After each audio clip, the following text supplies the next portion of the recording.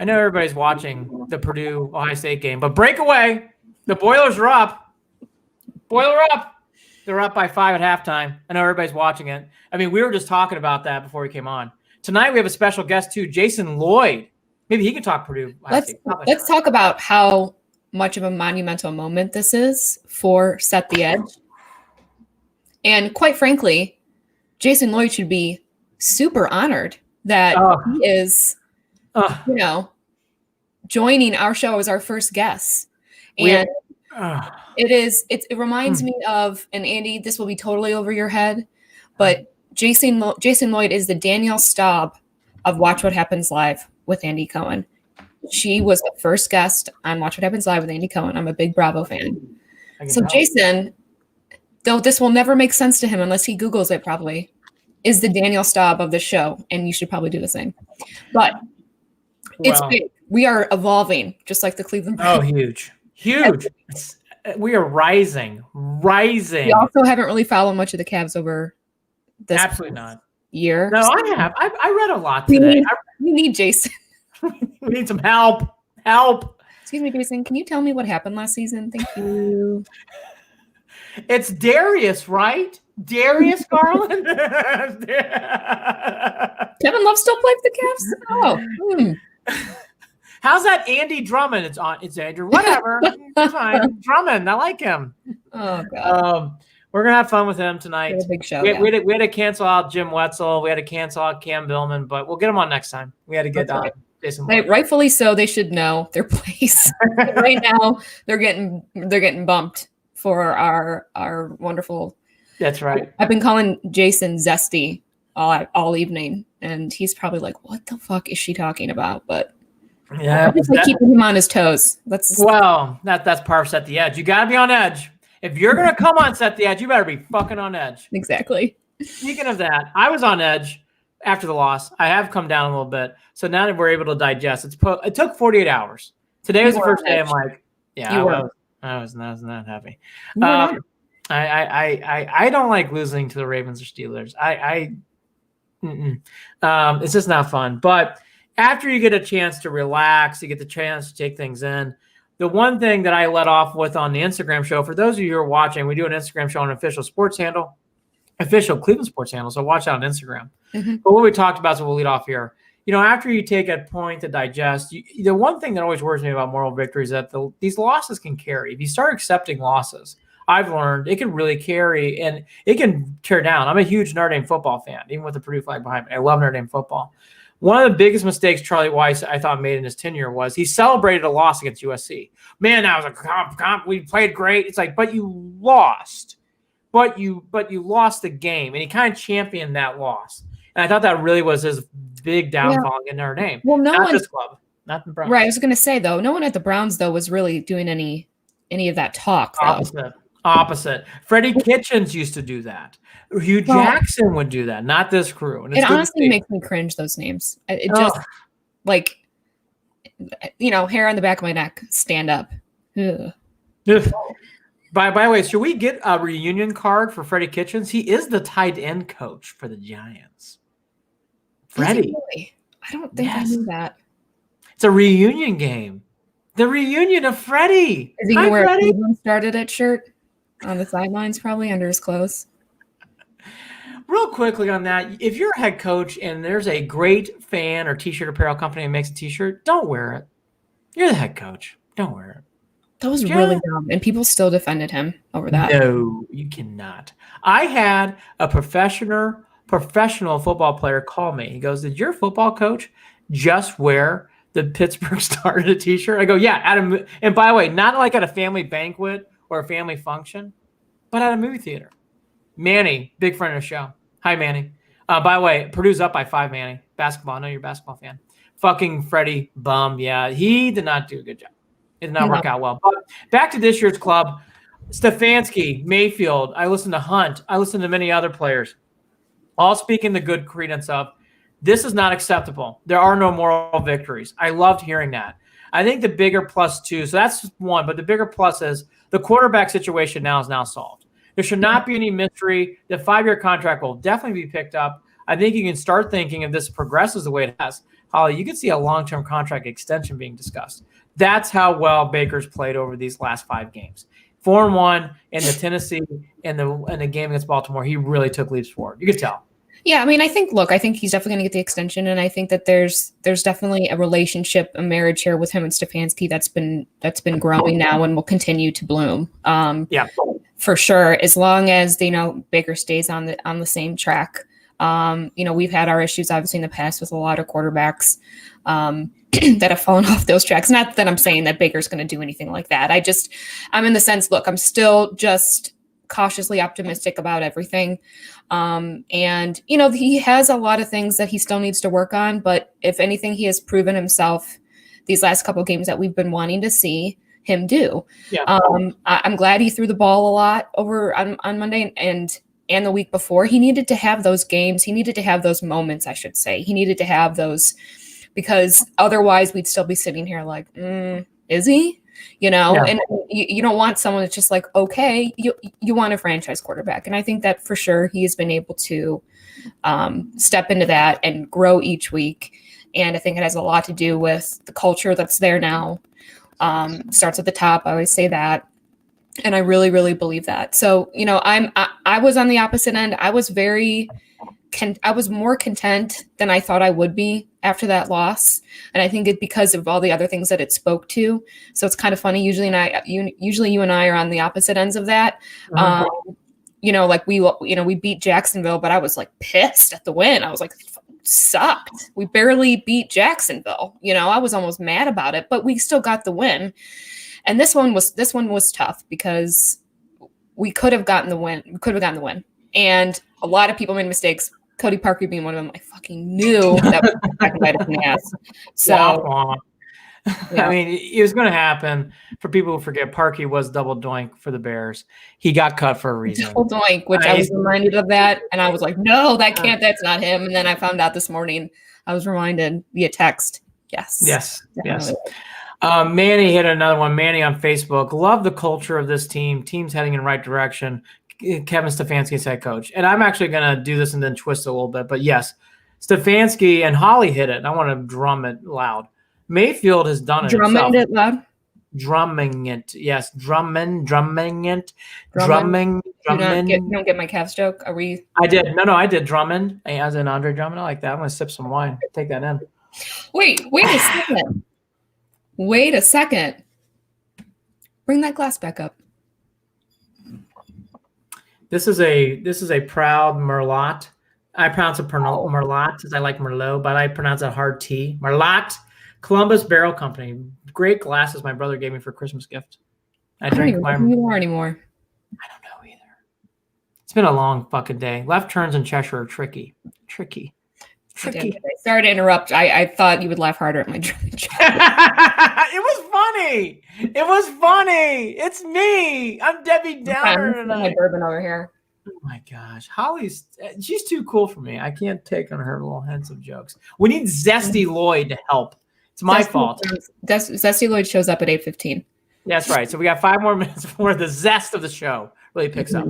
So as Holly said, drumming in along. I did not hit it as well as she did, by the way.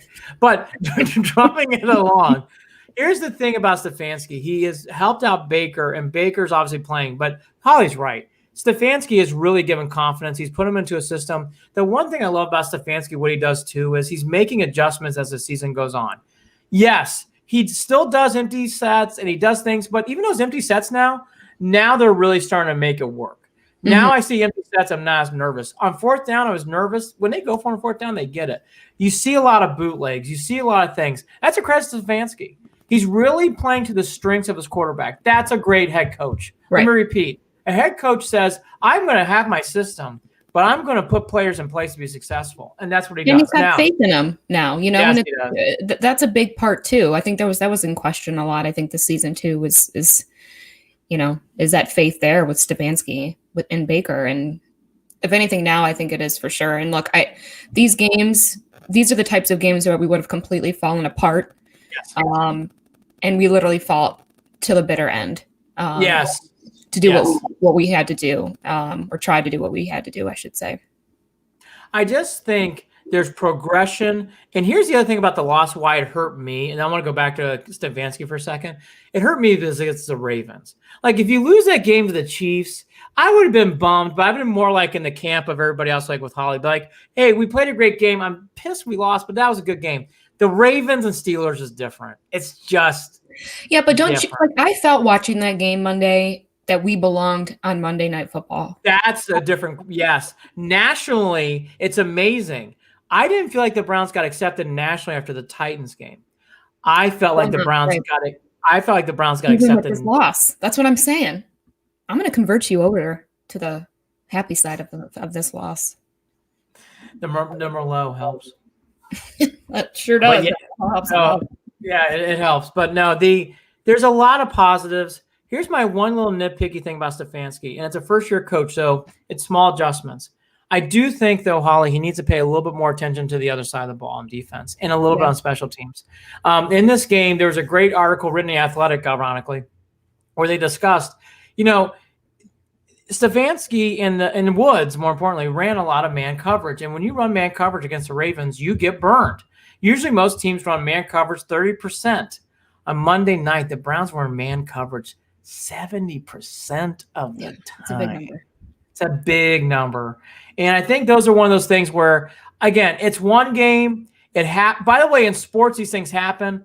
I'm just surprised, Holly, with the analytics-minded crew we have, knowing what we've seen. I just hope Stefanski, I can tell it doesn't need to be much, but he needs to pay a little bit more to the defensive side, just a touch. It will help out a lot in this team. And it's a juggling act. I get that, but I think that will help. I also think special teams, he needs to put some focus and time into that. Mm-hmm. Yeah. He does. The special teams is falling short right now. Yeah. You got to keep your eyes on a QB that's going to run like that. You have to. I mean, it will be probably a good learning experience. We're missing a lot of guys on the defensive end too, though. Yes. So I don't want to put Joe Woods totally in a situation where he's not the scapegoat, but it needs to be brought up. It does. Look, there is no secret that our defense has been struggling every week. That's right. But like we said on the Instagram, that now we are going to take this off season when that's time, because we're still playing football. Yes. To, like you said, add on to what we already have and continue to build on it and not be starting from scratch like we usually are used to every year. No, and again, there's so many moving parts that you like. The Browns still have a little bit of flexibility in the next 2 years. Now, that's going to go away once you start re-signing Baker and Chubb and Denzel Ward. Your flexibility is going to go a little bit. But the Browns still have a little bit of little wiggle room to go. Also, too, it is the regular season. The season's not over. You get to go play the Giants. Just to give a quick preview, it does not sound like Daniel Jones is going to play. It sounds like he's got 2 hurt legs, not just 1, but 2 now. Mm-hmm. And I think the other big thing is in that game, there's no Saquon Barkley. The Giants are 5-8. We've played the NFC East. That's a bum division. They're not good. So it's going to be challenging. It's Sunday night. The Browns should win that game. It'll be a fun one, I think. Well, I think the Giants are going to be spunky because they know they have to win that game. They're 5-8. You can't go 5-9 and think you're going to win a division. So the Giants are going to be playing desperate in that game. So keep that in mind. And I think in the background too, Holly, is you got the Jets. I think that's what gives us all a breath. They're not going to fucking lose the Jets. No fucking way. Jets are bad. They shouldn't. No. That shouldn't be entering our minds at this point because we are much better. The preview is what's going on with Pittsburgh. That's a Jets Browns preview. If you start breaking down Jets players, you're not. Mm-hmm. You're way into the weeds. Into the weeds. The Browns are far better. I think that's the other thing too. This is like I have not seen it as much, Holly, which I was glad to see. This should not be old Browns. This is new Browns. This is good stuff. Andrew Berry's done a wonderful job with the front office. DePodesta too has done a nice job with the front office. It's played out in the field. The progression is exciting. It's getting to be fun. And I think, what Holly's saying is right. Like overall, it sucks losing the Ravens. We all know that. But to why Holly's positive and most other Browns fans are positive too is this is good stuff. That was a good game. Even the Browns with 7 fumbles, they didn't get the shit kicked out of them. And again, they fumbled 7 times, but they hung in there and they played a nice game. Right, they did a nice job. Interception. This is a game too, by the way, that I feel like we were missing OBJ. You know, I know why. I don't think we would have won because of him, but I do think we were missing him. First time I felt that way this week. I thought we were missing a receiver with speed for sure. And obviously that's the OBJ line. Hey, you should come in here. The only thing I will say though in that world is they've been playing so free flowing without OBJ that I need to digest what to think of him in the offseason. Like I get it. Talent wise, you plug him in, he's fast, he goes up the field, you have to pay attention to him. There's no doubt. This team's really not a plug and play team though. You know what I mean? And I just think he would have, I don't know. I know what you mean. Made a difference. I think he tends to thrive on that. No, I agree. Energy. I agree. Think we've seen some big plays. Mandy Blasdale, draft corner, draft safeties, absolutely. I actually would add in there. You need to draft a pass rusher. Vernon's not going to be back next year. Also, 2 defensive tackle or interior line because Ogunjobi's not going to be here much longer. Mm-hmm. So because he's a free agent, you're not going to have both. So you're going to have one hole on the defensive line. But I hear you. And Holly hit on it, and I'll echo it. You missed Denzel Ward, and you missed Ronnie Harrison. You missed those guys in that game, sorely in this game. And again, I think now let me ask you this as we wait for Mr. Lloyd. If you had to play one of these playoff teams, you had to play the Colts, you had to play the Bills, you can play the Steelers again, you play them back-to-back maybe. You get to play the Ravens, you get to play the Dolphins, you get to play the Colts. More than likely, though, it's going to be the Colts, it's going to be the Bills, it's going to be the Steelers. It's going to be the Titans. It's going to be one of those 4. Bills would be a fun. Bills would be a fun. Yeah, Bills would be fun. The I-90 matchup. Bills are very good. If I had to pick one strictly for wins and losses, I think the Colts stick out as the easiest to me. But I don't think it's easy. But they would come to me as the easiest. I don't know why. I want nothing to do with the Steelers in the playoffs. Just nothing. I really don't. I don't want to play them. Well, I think that's a fair statement from most teams. I mean, you don't want to play them. You want to play them the first round and be out there. The way that they played this year, look, they've been struggling a bit as of late. But Big Ben in playoffs, and he is what he is for a reason. So yeah, that's intimidating. Of course it is.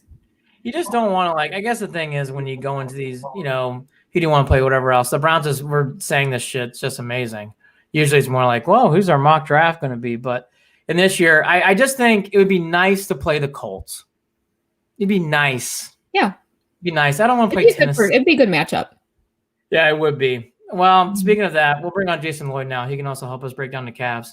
I see he's wearing some sort of he's got a hat on with A. What are you wearing there, Marshall? What is that? Mercyhurst? Yeah. Oh my gosh, the Lakers? Wow. That's right. My son plays baseball there. So. For people who don't know, in Erie, Pennsylvania, there's a wonderful street called Peach Street. And it's got wonderful bars and restaurants. It's the only wonderful street. You took my next line. There's really nothing else. Yeah, Erie's kind of rough. It's a little rough. It's a little bitter cold. I dated a girl who went to Mercyhurst. It's a little cold. It's a little cold. Jason, how are you, buddy? Good to see you. I'm good. I'm glad to be here, man. Thanks for joining us, Jay Lloyd. Of course. Well, let me ask. Go for it. No, I was gonna say I must have done something wrong because I clicked the link that Holly sent me, and it said you're backstage. I'm waiting, and then the screen said ended. So apparently, I don't know. I'm horrible with technology, so I'm sorry I'm late. It's my own fault. And then I saw she very politely resent the link like, "Hey, dummy, you were supposed to be here 3 minutes ago. Here, where are you? Here's the link again." I'm like, "Oh, okay." So I clicked out and clicked back in, and then everything was okay. So, I sent the one, Andy, that you sent me as of late. I know it's supposed to be the same one, but I thought, just in case. Look, I got to spoon feed him. Well, I'm proud of Holly Wetzel because I met Jason Lloyd for all of 2 seconds during the parade when our heads were all spinning around that hot fucking day. It was a beautiful day, but God, it was fucking hot. It was so hot. I told Holly, he goes, "What do you remember about Jason Lloyd?" I'm like, all I remember was Game 7 was a lot of fun. The parade was fucking long. That was a long day. The parade was one of the biggest career mistakes of my life because I was so for the parade, the Cavs gave us ropes passes, right? Like me and Joe Vard and McMenamin and all the beat writers had a ropes pass so that we could basically walk the parade route with the team. And I had like some obligations with Channel 3 that day, and they were broadcasting from, I think it was the Hilton. I think the Hilton overlooks East 9th. And I thought, you know what? I'm just going to go, I'll just hang out up there and I'll just watch the whole parade from up there because I can see everything then. And that'll be so much better.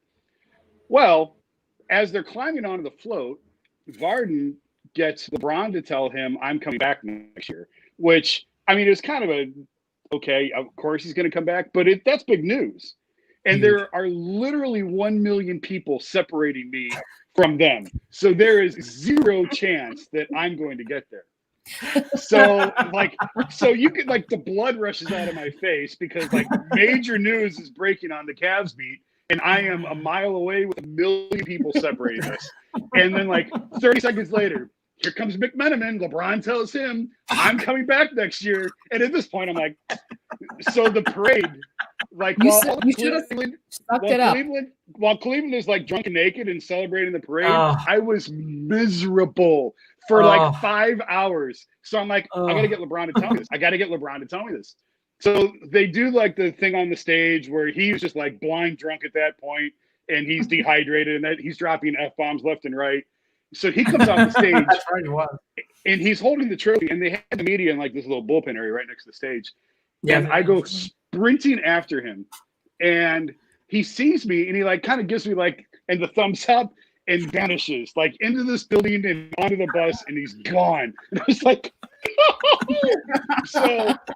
The parade is like PTSD for me. It brings back horrible memories because it was one of the worst days from my professional career because I missed out on the biggest news of the day because I was a mile away hanging out with Channel 3 people. That's my parade story. It was really hot though. It's so hot that day, and I went into the TV truck for Fox Sports Ohio, and the poor production guys were out of water. Right? Yeah. Like everyone's dehydrated. Everybody was out of water. People are on the street, sitting on the curb. Like it was bad. And so I was like, all right, I will see what I can do to find water. And I go out and I'm on this mission. Well, I end up in the public hall, which at the time I didn't realize. And I had a VIP access thing on, and I went in there and I'm like, yeah, maybe there's like, I could find water in here somewhere. Well, then I see all these people walking over with suits and like plates of food. And I'm like, what? So I was walking. I ended up on the stage. That is awesome. JR's got his shirt back on. That was legit.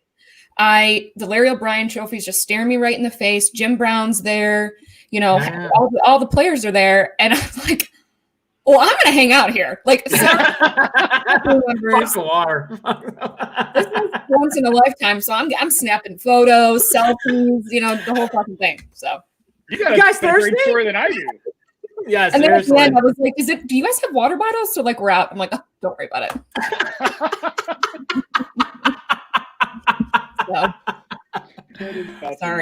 Sorry, crew members. Before we get to 2020 Cavs, which is very exciting, just as much as these parade stories, let me ask you, what do you think of the Browns? I mean, you watch it just as much as we do. I mean, look, it's been the loss on Monday. I mean, it was a great game. They lost, so that sucked, but they won. But Jason, I've just reminds me of actually, I would say 94 Belichick. That's as close as we can get to something like this. It's been great. Yeah, I'm in. I kind of needed them to beat the Titans. I was sort of in the show me mode, and when they beat the Titans, I'm in. So I guess where I fall on the Browns, and I wrote this after the game Sunday, was they're coming. They're not here yet. They're not going to the Super Bowl this year. They're not beating the Chiefs, but they're coming, and they're not that far away. And one more free agent class, one more draft class. You know, I want to see them bring in 3 new linebackers and 3 new defensive backs, and let's go. And may the best man win. You know, I have no idea if Greedy Williams is ever going to play another game again in the NFL. When you're talking nerve damage, I have no idea. Yeah. You know, we never got to see Grant Delpit. Let's see what Delpit has.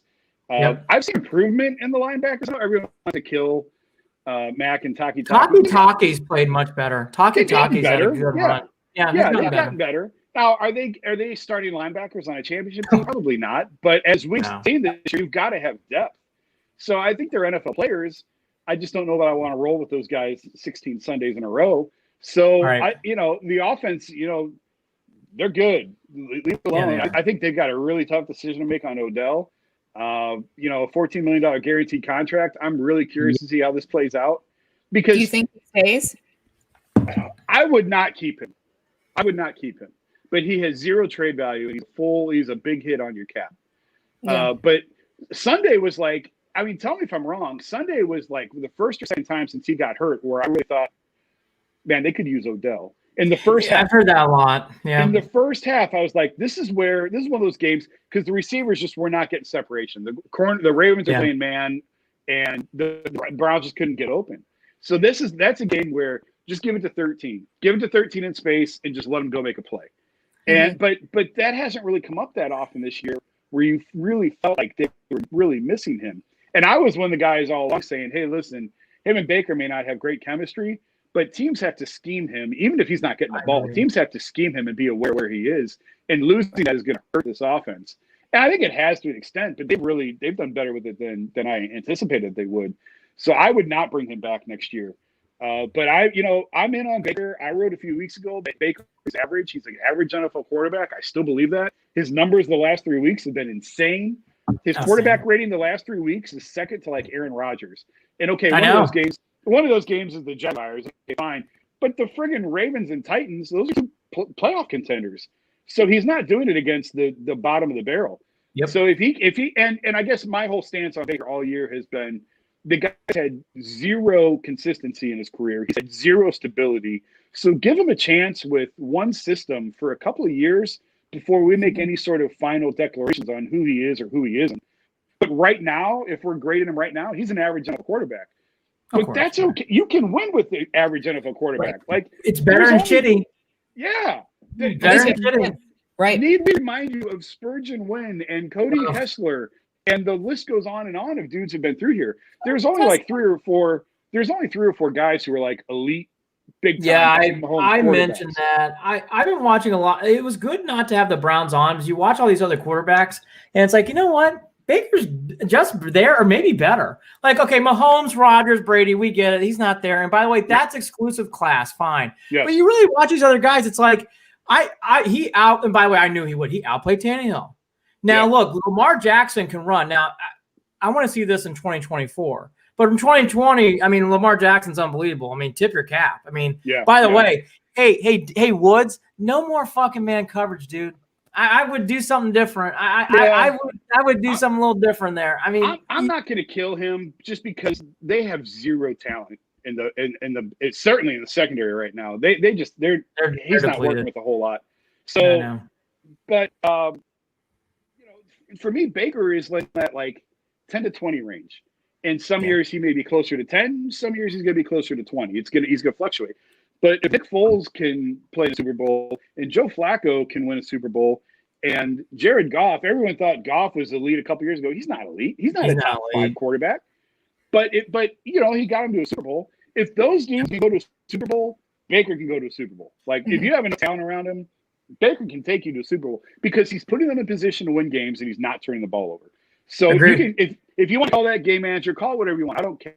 All I know is, and I kind of bang on him for his completion percentage because it's really low. It's like 31st in the NFL.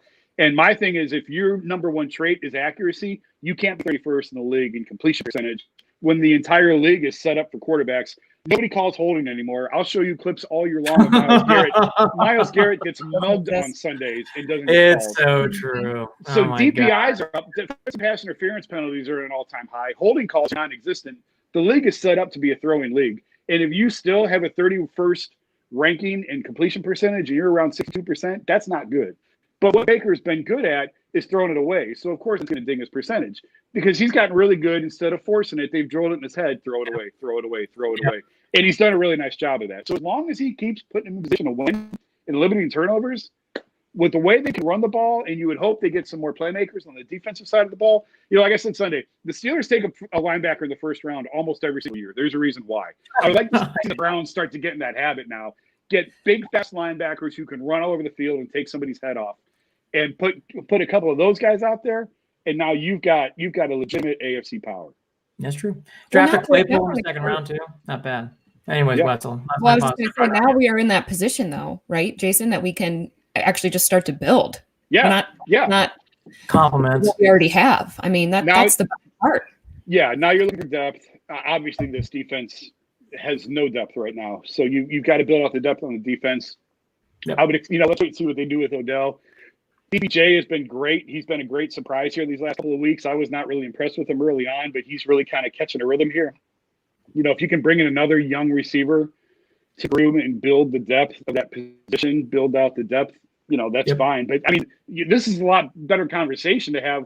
Oh, we need a fourth receiver. Oh, they need a couple of defensive backs. That's a lot better conversation than who's going to be the quarterback in the next 25 years. Yes. Again, complementary parts goes a long way. Right.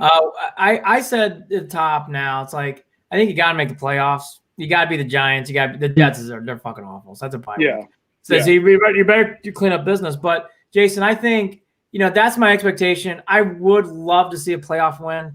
And then after that, it's gravy. But I don't expect a playoff win, but you got to make the playoffs now. I got to say, I think you got to make the playoffs. You got to win the Giants. They don't have a quarterback right now who's healthy. Win that game, beat the Jets, and, everything else, whatever.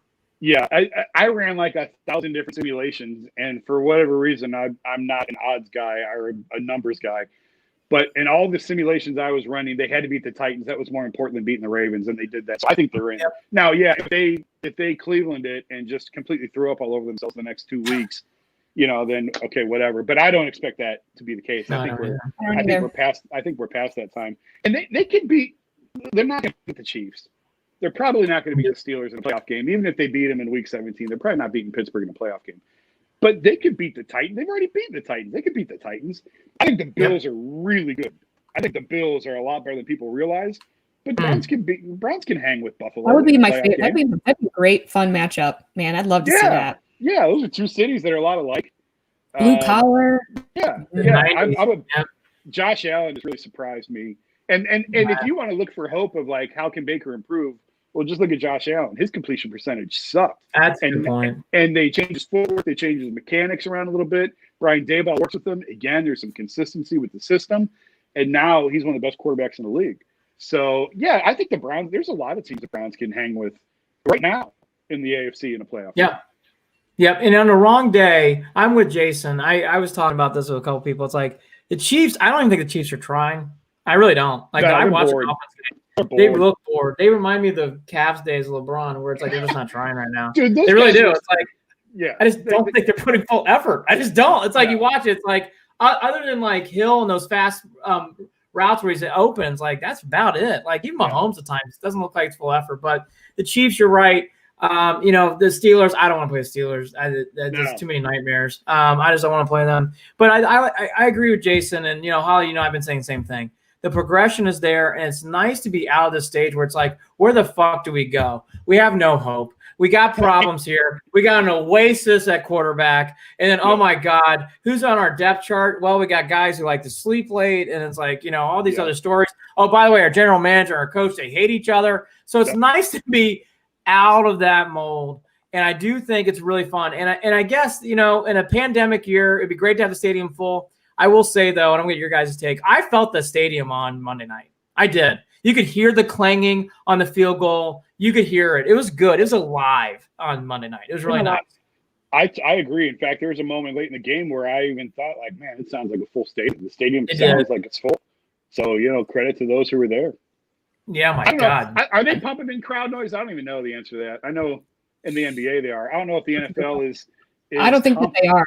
Is complementing the natural sounds, or are they just letting it go with what's there? I don't know. But it sounded great. They sounded great. I think in Cleveland, what you do is you go in the fourth quarter, beer here, free. Beer here, free. Beer free. There you go, little girl. You pump it up there. We got a big field goal coming late in this game. If there's ever a time to transition, we all love the Browns, but I do love the Cavs too.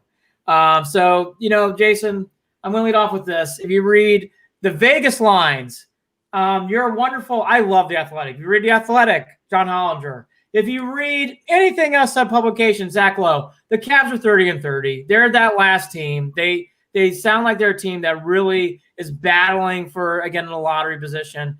Sounds like trades are going to be happening all year long again.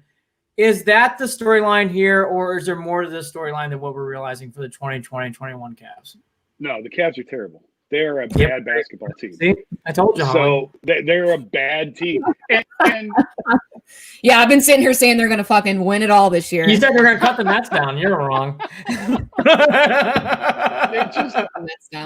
I'm still in public call. All right, I'm just living life. You're still drinking water. All right, all the whole crew just. By the way, that's the NCAA, but I'll throw that reference in there because you know what? The Cavs are that shitty. Might as well cut the Nets down. Hey, we won 10 games! Yay! No, I think. How many do you think they win, Jason? How many games do you think they win? More than 22, 23 at most. Yeah. And that's if everything's right. That's if everybody stays healthy, everybody stays engaged, which I don't think is going to happen. They're just. But listen, here's the thing. There's another draft in 6 months, and I know fans don't want to hear that, but the season hasn't even started yet, and there's another draft in 6 months. So that's what the Cavs need to be playing for. Like this draft coming up is loaded with pieces that they need. It's loaded with playmaking wings. That's what they need. The league is built on wings, not bigs, wings. Athletic playmaking wings who can dribble past the shoot. If you have those guys, you can win in the NBA. Cavs don't have those guys. Now, right. I think Okoro could be pretty good. Like I've heard a lot of good things about Okoro. I have too. And this was a weird. Like I had one guy tell me I really liked him, but I thought 5 was a little high. But this is one of those drafts where it's kind of eye of the beholder because once you got through the top 3, anything goes from 4 through 10. Like you know, there really wasn't a preset order among teams or an agreement of who's going to go where. So you know, I think Okoro would be nice. Dylan Windler, I think, could really be a piece. I know people really don't know a lot about him because he missed all last year. John Beilein loved him last year. Before Beilein ran out of the NBA crying and screaming over how awful it was, he was really high on him. I've heard from a couple scouts around the league that really kind of they're curious to what he looks like. I think that could be a nice piece. I'm curious to see the development of Garland. Garland was awful last year. I think Darius would be okay. Yeah, but he really didn't play in college. Didn't play. I was going to mention that. Not to interrupt you, he was injured. He only played 2 games for Vandy before he's out for the year. Here's the thing about Garland real quickly. I was glad they drafted him. And I know it's 1 game, and that's terrible to say. He played at Minnesota one night, and I liked what I saw in that game. And I was like, okay, there's a glimpse. He actually made big shots under 5 to win the game. That was nice. So I do think there's more hope. And I'm noticing, Jason, I'll tee you up there, and I want you to tee up Porter. What's the latest on Porter? But first on Garland. I do think there's hope there. And I'm noticing early, which is not surprising, his exhibition, they're putting Garland out there a lot. They really want to see what he can do in this season. You're going to see a movement this year away from Colin and toward Darius. Like they're moving the focal point more to Darius and away from Colin. Like just pay attention to that. Just watch that because that's happening. And the thing that Darius does that Colin, everybody thinks I hate Colin. It's really funny. Every time Colin Sexton comes up and I say he's a bench player, and everybody on Twitter wants to fight me because if you call somebody a bench player in the NBA, apparently that means he sucks. That just means you've made it, Jason. When people want to fight you on Twitter. Oh my God, that's every day now. But it's for some. Well, he is zesty Jason Lloyd. I mean, I've never been called that before. I know. I've actually never called him that. It just came to me before. And I was like, what can I do to tweet something that will just get anybody who comes on a podcast with a Mercer's jacket, this is zesty. Like, what the fuck? And I'm gonna That's definitely zesty. That's great. No, I'm just going with it. But the big difference between Darius and Colin, Darius sees the floor a lot better. Colin has one gear, and it's score. Right. And it's get the basket, get your shot. Mm-hmm. That's Colin's game. And he is oblivious defensively. He's gotten a little bit better, but he's not good defensively at all. And he just doesn't see the floor like a point guard should. And I go back to the conversation. I think it was Chris Paul. One of like the elite point guards was saying about how like if his guy doesn't get touches, if it's 3 or 4 trips on the floor and somebody doesn't get a touch, he knows he's got to get them the ball. He's got to keep them involved. Make sure they touch the ball. Just feel the ball. Colin can think that way. And Darius does. Darius is a natural point guard. Darius thinks that way. Colin's best role, Colin can play a lot of years in the NBA. But on a good team that's like trying to go somewhere, he is a bench player because he's that guy you can bring off the bench and he's going to give you instant points. And that's that's an important role. Lou Williams has made a great career for himself. That's my point. Right. Jamal Crawford has made a lot of money for himself. He's had a great career. Come off the bench, shoot threes, get points, get out there. Yeah. So that's Colin's future. Like, people are railing against it, but I'm sorry. That is his future in the NBA. There's nothing wrong with that. It's a very important role. It's a vital role. You can be on the floor at the end of games in that role. But it doesn't work well when you're trying to start two little guards and one of them has no idea how to guard. You can't do it. It doesn't work. So right now it works because they're not trying to win all that hard, really. So you can play them together now, but down the road, it's not going to work. And they know that. The Cavs know that. The problem with Colin, the problem that they're going to have is he's going for an extension in about a year or so. And what do you pay him? Because he's going to want to get paid because of the numbers that he's putting up. On bad teams, somebody's got to put up the numbers. Somebody's got to score. Somebody's going to get the points. So do you really want to pay him? Pay him? So that's an interesting debate that they're going to have to figure out over the course of the next year. But that's kind of where I see Darius and Colin. I think you're going to see a shift this year toward Darius. When you mentioned Kevin Porter, that's a kid with a ton of talent, but there's a reason why he fell to 30th in the draft. And Kevin right now is working on Kevin. And he's going through some things, and he's away from the team, more or less. He's not with them on this trip. And Kevin is doing some self-care on Kevin. And that's probably the best thing that he needs for him, for personally. Forget about basketball. As a person, as a human, as someone who's trying to get their life together, that's what Kevin needs to be working on. Kevin's lucky he's alive. Like, he could have died that night when he hit a ditch and rolled his car, flipped his car. Like, he could have died. So Kevin, there's some things going on where Kevin has to work on Kevin. Once that's straight, he's got a ton of potential in the NBA. Like, he's got the sky's the limit for his ceiling. He could be a really, really nice piece. But you got to be able to count on him. And right now, I don't think the Cavs know for sure if they can count on him or not. But if they can, he's on that list right next to Okoro and Windler as the best pieces on this team. Kevin's at the top of that list. He's got his talent. He's got probably, of the young guys we're talking about, he's got the most talent of anyone on the team. It's everything else that's the issue for him. Like, think about all the teams that passed on him. It wasn't because of his talent. They all knew how talented he was. It was all his other stuff. It was everything else. It's always that struggle. It's always that struggle with the players.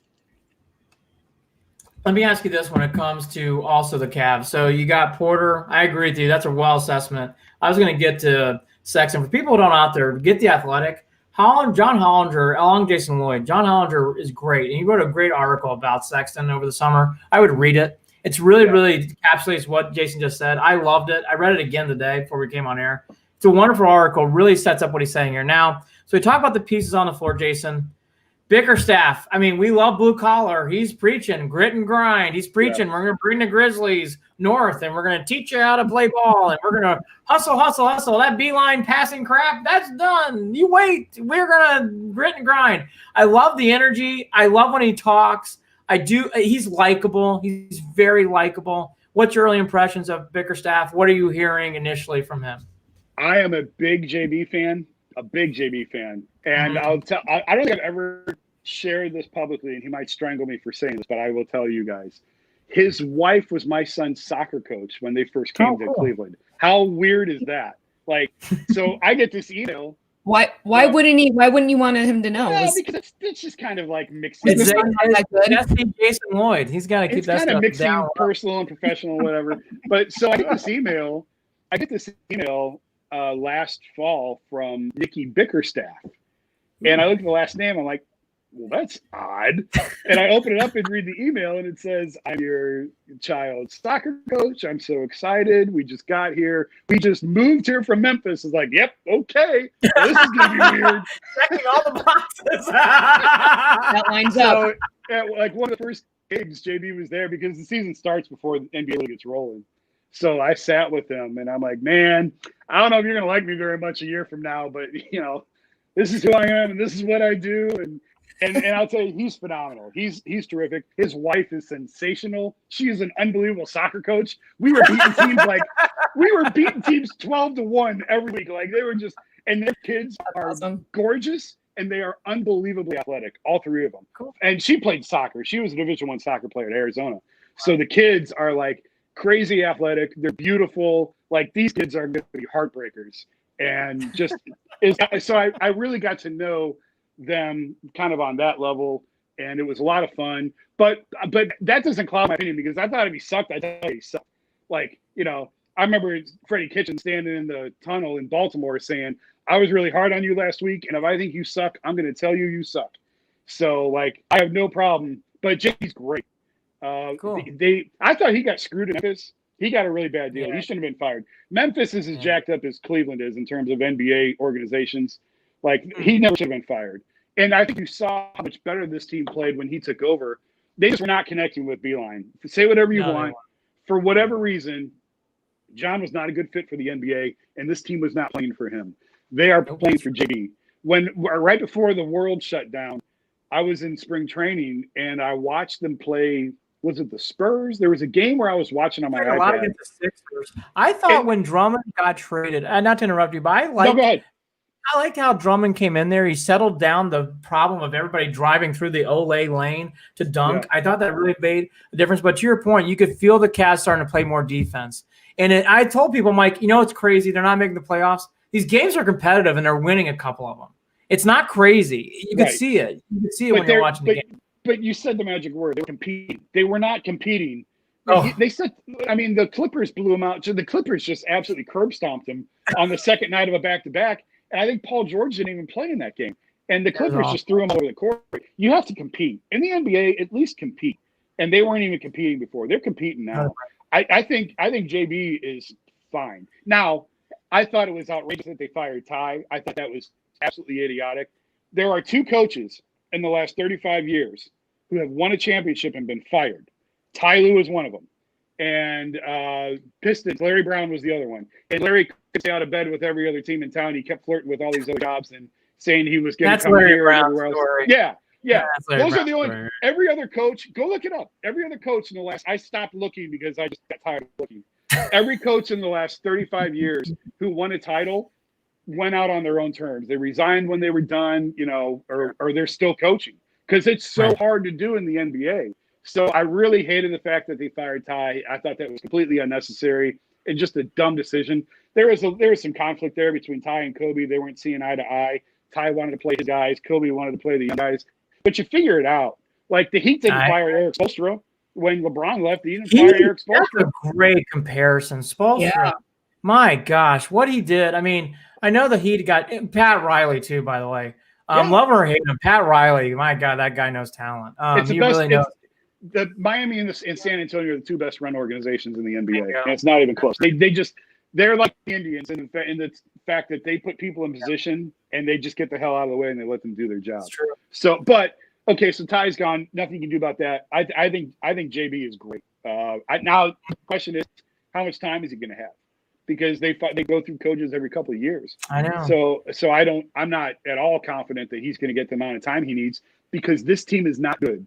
And the biggest mistake the Cavs made, well, they made a couple. The Kyrie trade was awful. I said at the time, I killed him at the time for the Kyrie trade. When you have a chance to win a championship, you don't trade your second best player for a draft pick. And that's what they did. Because they knew LeBron was leaving and they wanted to have some capital in the bank for when he left. But okay, that's neither here nor there. After LeBron leaves, I thought that they made it, and I told Kobe this at the time, and actually we had this conversation a couple weeks ago.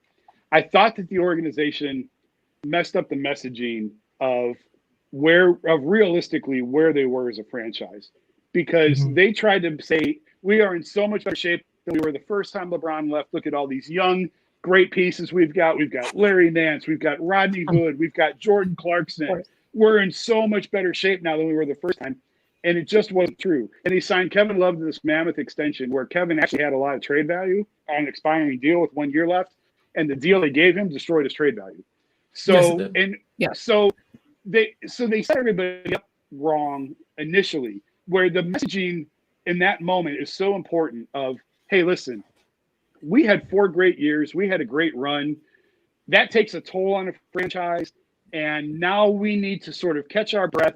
We need to grow and develop, and it's going to be a long process, but we're confident that we have the right, something like that. Not, hey, look, we're in so much better shape now. Look at all these young guys we got. Rodney Hood sucks. He sucked when he was here. He's not a good player. Jordan Clarkson's okay. Jordan is what he is. He's all right. He's a good locker room guy. He's kind of in the Colin Sexton mold of he's just a scorer. He's a good scorer. That's a great point. Yes. But he does guard better. He does guard better than Colin did. But my point is they were in such a bad shape when LeBron left, and in terms of like where I said at the time it was going to take 3 to 5 years if everything goes right. And it's obvious at this point it's more 5 and beyond. But the problem is I don't know that Kobe's going to get the time to see this through because of the ownership component. Well, it's going to be 5 years. Oh, next year. Going to be more. Yeah, it'll be more. Which is just crazy. Well, I wanted to go back a little bit to Kyrie and Jason, get your opinion, just not to totally go back in time with him, but his comments lately. Have they been negative? Have they been weird? I heard things when he left. That his camp was a little poisoned with him and making comments and putting things in his head. And, I always think about those two, him and LeBron, and just, it wasn't Kyrie's team. It was LeBron's team, and Kyrie would have had to be in his shadow per se, and be okay with it. And he wasn't. And, just wanted to get your thoughts on just that. They still were able to win a championship, which is pretty amazing. But what type of relationship did him and LeBron have at the end? And did you know for sure that he was out when he was gone and before he was asking to leave? That's funny you asked that. The relationship between them was a lot worse than I realized. And I was there every day. Like I saw it. I was with them every day. And I pride myself on smelling through the bullshit and figuring things out. And I even told LeBron when Boston came back and Kyrie came back that first night, I even told LeBron in the locker room, I didn't know it was this bad. You guys did a really good job of hiding it. I didn't know it was as bad as it was. Because then after he leaves, then I hear the stories about how the two camps, like the Bronze people and Kyrie's crew, and how they just didn't. It just wasn't good. And Kyrie's dad was really pissed at the organization when he blew out his knee. Kyrie's dad was mad at the organization a lot. I heard that a lot. Yeah, and he was he would kill him over some of the coaching moves and coaching decisions that they made. He would kill him during the games to anyone who was around him. He slammed the door the night that Kyrie blew out his knee. They had him in the trainer's room. We're at Golden State, and we're in the locker room. And Golden State has one of the bigger visiting locker rooms in the NBA, or at least in Old Oracle. I don't know. I haven't been to the new arena. So his dad goes in the locker into the training room and where Kyrie was, and he comes out and he slams the door so hard it felt like the whole room shook. And I remember hearing that story from other reporters. Yeah, I remember hearing this. This is after, to reference this, pause you just for a second. This is Game 1, 2015 finals, so people forget. Kyrie got hurt, and you heard all these rumors the next day. Anyways, Jason, continue from there. But yeah. Well, so if you remember, Kyrie's knee was messed up throughout all those playoffs. And that's right. LeBron was annoyed that he wasn't playing. And when the Cavs were in Atlanta, Griff took Kyrie to Alabama when they were in Atlanta for the conference finals. Griff took him to Alabama to see James Andrews. Right, Dr. James. Yep. So James could basically tell him, "You're okay. The knee's okay," because Kyrie didn't think his knee was okay. And then he goes and blows it out in Game 1. So that's why his dad was pissed. And I've had a number of people say, "I know it looks really bad, but what happened with his knee had nothing to do with what was bothering it earlier in the series." Now, is that true or not? I don't know. I'm just telling you. But the coincidence. The optics of it are terrible. We're going back in time, 5 years now. I don't know if we want to be telling stories from 5 years ago, but yeah. So the Kyrie LeBron relationship was always LeBron very much little brothered him. Kyrie hated that. But I think LeBron's intentions were good for the most part. I remember, I'll tell you, we were in Dallas. It was the day of the national championship game. I think it was Alabama-Clemson national title game, the year they won the title. So this would have been January of 16. And the title game was that night, and we were in Dallas at Mo Williams' training facility. Mo had a facility where he trained high school kids, AAU kids, whatever else. So Kyrie was just coming back from the knee injury at this point, and practice is over. Blatt's still the coach. Ty's not the coach yet. Blatt's Oh my the God, coach. David Blatt. Jeez. I don't have enough alcohol to. We don't have enough time. David Blatt. I've heard the stories. We don't have enough time. So Kyrie is shooting, and LeBron is out there with him. They probably shot for an hour and a half after practice, and the players are pissed because they're standing there sweaty. They want to go shower and get cleaned up and go on with their nighttime plans of watching the game and doing whatever else. And I asked LeBron about it the next day, and he said, I will never leave him out on the floor. If he's out there, I'm out there shooting, and I want those guys to be pissed because I want all of them to know the time's going to come where they have to count on us, and I want them to know and see that we've put in the work. And he said that in January of 2016, and they won the title 6 months later. So that day just kind of stood out to me. I'll never forget that day. And there's so much more to the story, but I cut it way down to the minimums. But yeah, so their relationship is just weird. It's just weird. Kyrie didn't like to be told what to do by anybody. It doesn't matter who it is. Coaches, teammates, GM, it doesn't matter. He didn't want to be told what to do. It'll be interesting to see what happens in Brooklyn. Yeah, I was going to say that too. So I know what's going to happen in Brooklyn. It's going to happen in Boston. Yeah, I'm with Jason on this. By the way, living in Connecticut's fine. Let them stink. Let them pee on their leg in a big spot. It's always great to see the Celtics lose too. By the way, if people don't live in Connecticut, Boston fans are a little chatty. So it's nice to see them lose in big spots. Let me ask you this though, Jason. Going back to what Holly asked. So it's a 5-year anniversary. How is Kyrie going to get accepted back in 2026 when his 10-year? When his career's winding down, because he hit one of the biggest. Look, it's Captain Obvious. He hit one of the biggest shots in 50 years. Whether it's football, a baseball hit, it's one of the biggest plays he hit. I mean, I know the block and everything else, but that shot was the shot. How does he come back? I'm not seeing that road right now, and that's weird to me because I want it's. I mean, he's did it to himself, but how's this? Like, what do you foresee? I mean, I know it's hard, but what do you foresee with this? I mean, he's got to at some point. I think try to come back to be accepted, right? Is he really going to put up a front for the rest of his life? I think it will be smoothed over, and I think he will come back at some point. I don't know when it'll be. He should have nothing against the Cavs organization. Like, he has no reason to accept them at all. They sent him to friggin' Boston. I said, if I'm making that trade, I'm shipping his ass to Sacramento or to Detroit. You don't want to play here? You don't ever been in Minnesota? You don't want to win a championship? Go see how the other side of the world lives. No, they sent him to friggin' Boston because they wanted the pick. That's why they sent him to Boston, was for the pick. But I would have shipped them to NBA Siberia. And that's what the Browns did with Jamie Collins, or what the Patriots did when Jamie Collins didn't want to play for the Patriots. You don't want to take my money? Okay, go to Cleveland. See how the other side lives. And where did Jamie go back to? New England. So I think that it will get smoothed over at some point. I keep waiting for Kyrie to grow up a little bit. Yes. And I'm still waiting. Like, I thought it would happen by now, and I haven't really seen it yet. So maybe another 10 years. I don't know. It'll be all I think it will get smoothed over at some point.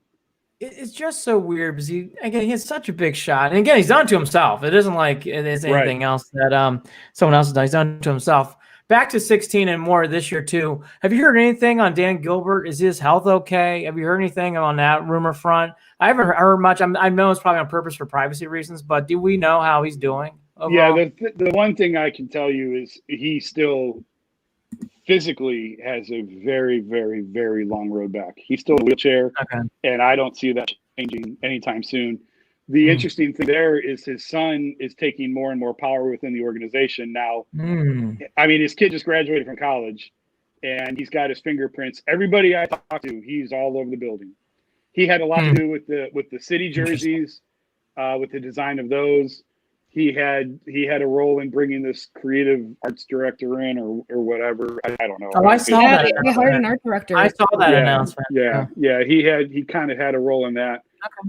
So that's a succession plan. I remember joking with LeBron. Do you think he would ever own the Cavs? LeBron would never sell to LeBron, ever, never, ever, ever, never, ever, never, never, ever.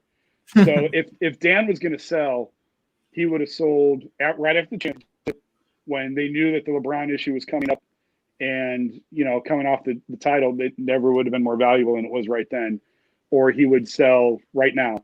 And it sounds like the way that he's getting his oldest son, Grant, more and more involved in the organization, I don't think they have any intention of selling. So Dan's going to be around, or the Gilbert family is going to be around for quite some time, I believe. But in terms of his health, it's not great. It hasn't been great. I don't think people realize how dire of a situation it was. I think they did a really good job of hiding that or covering it up. And again, like you said, with a lot of privacy issues, he's entitled to his privacy for medical reasons. Yes. There's laws. So like, we're not going to report everything that we know on that. It's not for him. But I can just tell you that he's got a long road ahead of him still. For this year, does Kevin Love make it to 2021, 2022? Is he going to be a Cav? Yeah, because no one's going to take that contract. Man, bingo. And he kind of knows that. He kind of knows. Yeah. So, 120 million. And part of the hazard pay that he got was for this reason, was to see this thing through and to see the real through. I think, last year deadline, there were teams wanting them to add sweeteners just to take on the contract. So the Cavs only want to trade him if they get value for him, obviously, like they want a first round pick for him. And teams are telling them, no, you need to give us a one just to take the deal. Jeez. So that's how far apart the gap is on those two sides. So I do believe Kevin will be here all year. I think he understands that. I think he realizes that when he gets closer to the end of that deal, maybe something could get done. But for right now, I don't see him leaving Cleveland anytime soon. Is Drummond in the same boat?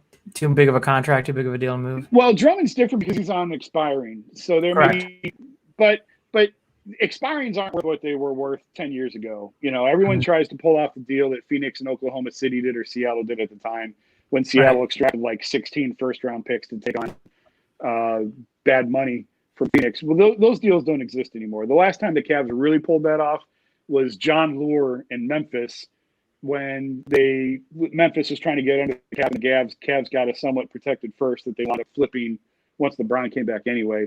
But the Cavs are only getting second-round picks with a lot of these trades that they're getting. They're not getting ones; they're only getting twos. And twos have value, but they're not that valuable. They're just not that valuable. So I think it would be a huge mistake to sign Drummond to a big extension. I've told the Cavs that, no one cares what I think, but I think it's because there's a reason. Listen, he was in Detroit for 7.5 years. He went to 2 All-Star games, and the Pistons were desperate to get off his money for this year. Why? There's a reason why. Yeah. So for what they had to give up to get him for a year for this year, okay, fine, whatever. It was a low 2. Fine, take a look at him. Maybe you can flip him in a deal that makes the money work in an expiring situation. But I would not keep him and sign him long term. The league is going away from centers. We've seen that. We have proof of that. It's a league of young, athletic guys who are versatile and can play multiple positions. They are not built around Andre Drummond's of the league. Does Kobe Altman make it to 2021-22? That's 50-50. I think they're feeling it. I think so too. I'm glad you say that. I think so too. And that's why I said, I think that the expectations are a little bit skewed for what realistically this team is capable of accomplishing this year, because I don't think it's much. I don't think that they're just too young and they're not that talented. So I don't think that they're really going to be a factor, even with the playoffs expanding a little bit. I don't think they're going to be a factor in the playoff race. And it's been made very clear from ownership they are expecting this team to make a leap this year. Now, you can define leap however you want, but they're expecting to see growth, expecting to see a leap this year. And I'm not sure it's coming. So we'll see what happens. But yeah, I think all those guys are feeling it. It's such a young front office. They're all super, super young. And I just wonder if they had someone with more experience, how that would benefit them. But that's not Dan's MO. Dan's MO is always to promote within, fire this guy, and replace him with the next guy in line. So Mike Gansey, if history holds, Gansey would be on deck. He'd be next in line. Wow. Okay. It's hard to pinpoint this, but I want to ask anyways. Everybody's got a face of the organization. Who is the leader? Is it? I mean, I guess it's Kevin Love. Who's the future leader? I mean, you know what I mean? Who's going to really lead this organization here? I mean, who's the face and who's the leader, right? Yeah, exactly. Right. Well, so it's funny because Colin was the piece that came back in the Kyrie deal. This organization pushed Colin for 2 years like I've never seen before. They pushed Colin harder for all rookie team than they did for Kyrie for rookie of the year. That's fact. So the way that they were, and any sort of marketing and promotional material, it's always Colin. It was always Colin. Go back and look. It's always two. It's always. Oh, Colin. no, it is. You're right. There's no doubt. But I think they're giving Alabama Crimson Tide tickets and stuff. That'll get promotion. I mean, honestly, geez, this is great. I mean, Kevin is the face of the franchise. He's the $120 million player. He's the face of the franchise. Now, the fact that he's not, thrilled with the situation and with being here causes problems. I think both sides would like a situation where he could move on, right? But it's just not feasible for where they're at. It's just not going to happen. So who's like the leader of the young crew or the guy going forward? I don't know that they have that yet. I'm curious to see how Okoro develops, if he's that guy. Like I said, talent-wise, Kevin Porter absolutely qualifies, but he's not a leader. He's got to get his own life together. So you can't expect him to be the leader of a franchise. And we'll wait and see how Darius grows. But I'm not sure that guy, like, if you're talking about, like, the number one, who's the number one on this team going forward 5 years from now, I'm not sure that guy's here right now. Yeah, I think that's a very fair point. If you go into a jersey shop, I think I'll buy Okoro's jersey just on hope. Yeah. Just on hope. Yeah, we'll see. We'll see. Like I said, I've talked to a few different teams around the league who really liked him. Thought he was a fine pick for where they were, and let's see how he develops now. And my only point was, you have to be realistic and cautious with him early because last year, obviously the way it ended, he had no summer league. He had really a very abbreviated preseason, no training camp. So expect him to just come in and be a star in the NBA as a 19-year-old with all that he's missed. I don't think that's very realistic. So you just have to temper expectations with him. Yeah, roll out the balls and tip it up. I don't think it's gonna. I think your point's gonna be that easy. One or two more. Windler. I know you mentioned him. I'm gonna go back to him real quick. I'm excited about him. Is there any other Cavs who are not mentioned who maybe is buried on the depth chart? There's always like guys that come out in mid-January. You're like, who the hell's that? You look on your major league line, like, who the fuck is that guy? And but are we getting any of those guys? Do you hear about guys who maybe on the down low who maybe brings like a fart of excitement? Maybe. Taking this long to answer. I got nothing. I think the guys that we've talked about are the only guys I think that really are going to be, Garland, obviously Colin, Windler, Kevin, Okoro.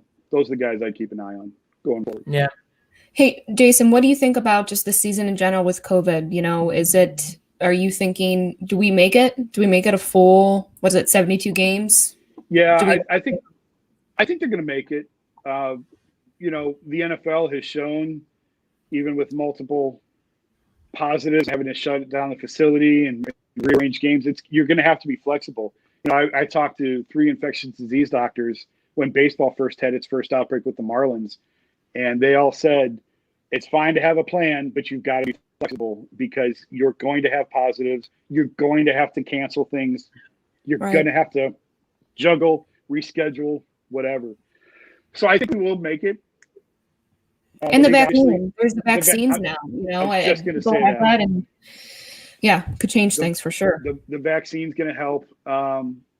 But, I think it's probably summer before it really takes hold, before the vaccine really takes hold. So the NBA's got to do it on their own this year without the bubble. And it's going to be bumpy, but I think that they'll get through it. I do. Yeah. Okay, so who holds the Lion? No, I mean, I know this is hard, but Larry O'Brien Trophy in a COVID year. Who's your 2021 champion NBA? Who is it? Obviously the Cavs, but okay, you can't say the Cavs. So who else? Who else will it be? I really like the Lakers. Yeah, I think they take it again. I like the Lakers last year. After Kobe died, I said, well, just hand it to him now. Lakers are going to win it now. And I don't think Brooklyn can do it. I'm curious to see if Houston trades James Harden, that could be a difference maker. Although I'm not a big Harden guy at all. I think he's a dog. He's not a guy that I want on my side. Weight or what?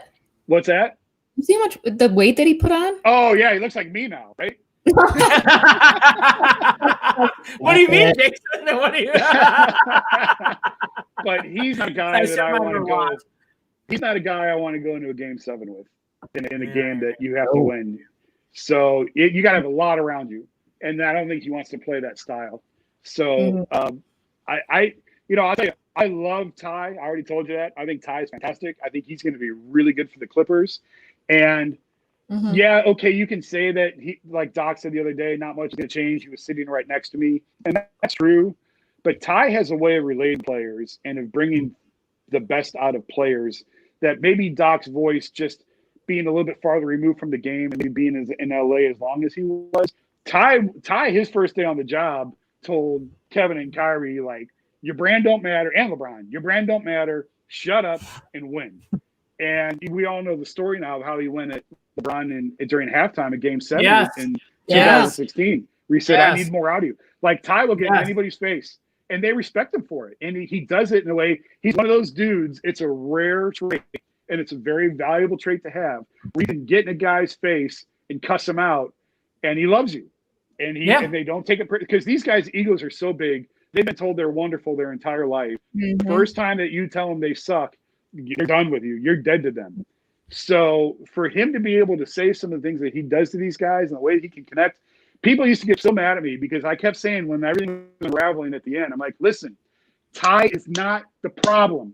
Ty is what is holding this together. And nobody wanted to listen to that. And I said it then, and I'm telling you now, Ty held that team together that last year. If Ty wasn't there, they would have stabbed each other. Like, he's the one that kept the knives out of their hands. He's that good a coach. So I think he could do some really good things with the Clippers. But until you beat the Lakers, if LeBron is motivated and he's still in that championship mode, I'll take that guy. He is. Leonard's pretty good. Leonard's pretty good, though. I mean, he's pretty talented, but I agree with you. I do think it's the Lakers or bust. All right. One or two more. Here we go. If you could, and you're sitting in the Dolan's meeting, you would name the Cleveland Baseball Club in 2022 what? The Rocks. Cleveland Rocks. Oh, Jason. You are not one of those. I like you so much. I'm going to reevaluate our friendship real fast. Lord. I don't like the Spiders. I hate the Spiders. And if it's the Guardians, I will stand on East 9th Street and fight everybody. They better not name them the Guardians. That's the stupidest name. There's no reason for that. That friggin' dumb banner that they've got hanging there is stupid. I hate the Guardians. I will fight everybody in front of the stadium if it's the Guardians. Like, oh God. Who knew? So bad. Woo! So bad. That's the Lloyd that I was previewing in the beginning of the show. So ABG, anything but Guardians. I don't care, just not the Guardians. Holly, I'm good after this last question. If you got any, let me know. But here's my last question. Will Stefanski take the Browns to the Super Bowl? Yeah, why not? I do too. I think so too. Yeah. I've been so impressed with him. It's funny. So, like, Freddie was an absolute friggin' disaster. We all know that. But even the sideline was a disaster last year. Like, watching the games, the sideline looked like a kindergarten fire drill with a substitute teacher. My favorite game was the Arizona Cardinals game where a guy's running right past Freddie in the end zone. He's got his back turned. And half the guys are like, we fucking hate you. And like, the players hated him. It was so bad. That Arizona game was the only game I didn't go to. But the only reason I mentioned that was because even the opener this year, when they just got absolutely drilled by the Ravens, but I'm watching this going, Baker's at the line and there's 11 seconds left on the play clock. There's order on the sideline. Like, okay, the one of these days, somebody has to explain the fake punt to me from their own 31-yard line. Like, that is like, I saw that and thought, oh my God, nothing's changed. Freddie's still here. This is something Freddie would do. But if you take that one moment out, even the first game, they look like an NFL franchise. Like, they operated like an NFL franchise. They're learning. Yeah. So Kevin's legit. Can he get him to the Super Bowl? Yeah, absolutely. I think he can. It ain't going to be this year, but he could do it. Yeah, they've got I think they've got it. It only took 20 years and 16 tries, but I think they got it right this time. Jason Lloyd, a proud Mercyhurst representative, the Lakers. That's If people don't know, it's a hockey school. Hockey school. Very much so, hockey school. Very much so. Very much so. It is a nice school up there. Very, very private. All right. So go Browns. There's no hope for the Cavs, but the draft pick. Okay, I got one more. Who's the kid in college? Like, I've been watching a lot of college ball. By the way, did Purdue win tonight? They were up on Ohio State. I'll have to check. But like, who's the big college kid that we don't like? I mean, you hear about a bunch of these. There's always Kentucky. Actually, I got to be fair. I don't even know if I know who is the star for college who's coming out. There is, but I don't know his name. So I'm gonna have to stall and look it up because I haven't paid as close attention. But I was talking to our draft expert, Sam Vicini, who does just a phenomenal job with draft coverage for us, and he was telling me about all. Now the gem of this next draft, I can't believe I forgot this kid's name, but I will find it. The gem of this next draft is like a point guard, which obviously the Cavs don't need, but he's like 6'7" and can do everything. Ooh, we can take him. We got spot. Yeah, we're fine. Don't worry. Jason Lloyd's going to put Colin Sexton on the bench. You can blame him. That's be all right. He's going to come in. He's going to be Vinny the Microwave Johnson. Watch Bad Boys. It's film produced. He comes off the bench. He's going to score a bunch of points. He's going to put buckets in, and he's going to be just fine. It's going to be just fine. But I actually think, Jason, we're still at the point. If you're a Cavs fan, if he's good, it doesn't matter where he plays. Right. Just bring him. Yeah. Just come on down. Cade Cunningham's a kid. Oh, yes. That's his name. He's a do everything. He's a natural point guard, but he can do a little bit of everything. But this is a good draft for wings, for athletic playmaking wings. That's what the Cavs need. That's what this draft is full of. It's very deep. And that's why I say, listen, there's another draft in 6 months. Don't worry about this year. Take your beatings, take your L's, go into another draft season, get a really, really good piece, and then we can talk about trying to put this thing together and trying to make a push. To get everybody excited, the 3-0 exhibition season is on its way. They're beating the Knicks by 14. There's nothing better than an exhibition championship of finishing first. There's nothing. Anyone in Cleveland. There's that year they went 4-0. We're gonna fucking smoke people. We got little victories. Trucked. Jason Lloyd, you got to come back. Thank you, brother. Have a great night. Thanks for helping us bring down the Cavs. Jason Lloyd, everybody, check him out in The Athletic. He is wonderful, very talented, and always good for a parade. Always good for a parade. Holly, that was fun tonight. Here's what I've learned: we should enjoy Okoro. Hope Darius Garland develops, and it's all about 21, 22. And beyond. And beyond. All right, final thoughts. We're not missing anything here. I think the Browns are on their way. Jason really agreed with that. Thought we learned a lot tonight about what behind the scenes was going on with Kyrie. People got to remember that Kyrie knee injury is a big deal. Big deal. So final thoughts. This is a great show. Good stuff. It was. Yeah, look, I'll admit I was checked out on the Cavs since last year, or this past year. Whatever year it is, it's still 2020. Jesus. After last season. So I was happy to get him on to just let me know what to expect for the year. And, so look, it is what it is. It's an is what it is year for sure. And that's fine. Browns, look, I think it's going to be a really fun game on Sunday. Excited for the future with what we got working here. Definitely a change in the tides of things for sure.